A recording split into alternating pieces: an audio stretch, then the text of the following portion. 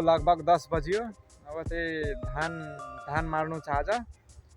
लगभग 11 बजीतिर थ्रेसर आउँछ, त्यसपछि धान मार्न जान्छु। अनि यहाँ चाहिँ इटा भट्टा रहेको छ हाम्रो, नजिकै छ, खेत नजिकै छ।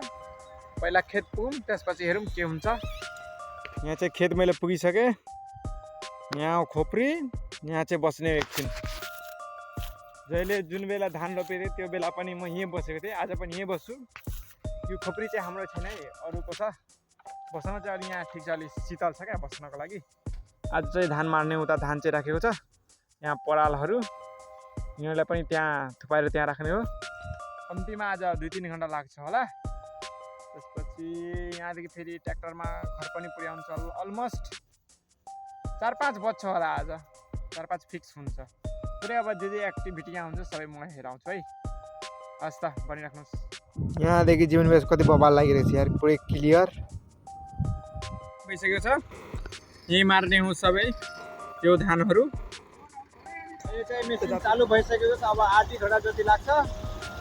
त्यसपछि ट्र्याक्टरमा लोड गर्नु। त्यसपछि यो चाहिँ काम गर्ने मान्छेहरूको लागि सानसानो भुजिया र यो भोला गुट्का यिनीहरूलाई नै दिने हो।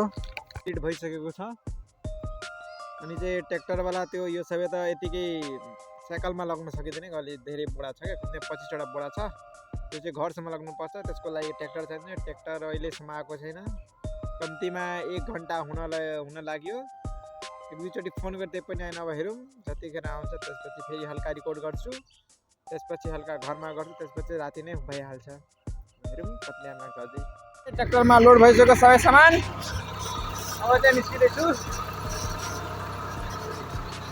आधी घन्टा जति लाग्यो लोड हुनलाई। त्यो डाइरेक्ट घर जाने हो। यहाँदेखि खेतदेखि बाई बाई। अब ट्र्याक्टरमा लोड भइसक्यो सबै सामान। अब निस्किँदैछु। खेत पनि अब कहिले आउने हो थाहा भएन हामीलाई। अब चाहिँ राति हुन्छ, सुत्ने हो मस्तले। ल